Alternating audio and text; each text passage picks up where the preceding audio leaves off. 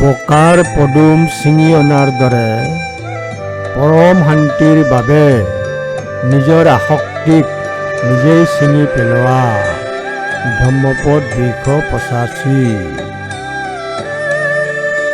বোকাৰ পদুম ছিঙি অনাৰ দৰে পৰম শান্তিৰ বাবে নিজৰ আসক্তিক নিজেই ছিঙি পেলোৱা।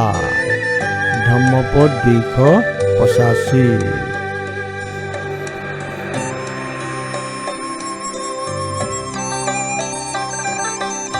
নিজৰ আসক্তি নিজে ছেদন কৰা, হ্ৰাস কৰা, নাশ কৰা। শাৰদীয় পদুম ছিঙি অনাৰ দৰে নিজৰ কমল কুসুম পবিত্ৰ প্ৰফুল্লিত মন্তক পংকিল কামনা সমুদ্ৰৰ পৰা ছিঙি অনা।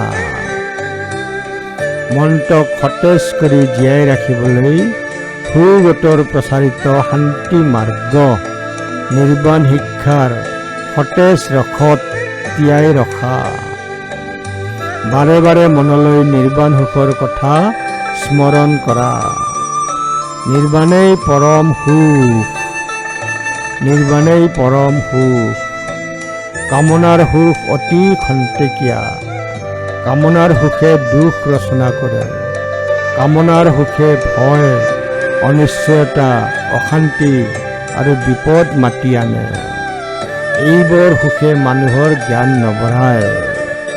সকলো প্ৰকাৰৰ আসক্তি ছেদন কৰা, তেতিয়াহে পৰম সুখৰ কথা, নিৰ্বাণৰ কথা চিন্তা কৰিব পাৰিবা। ধম্মপদ 285।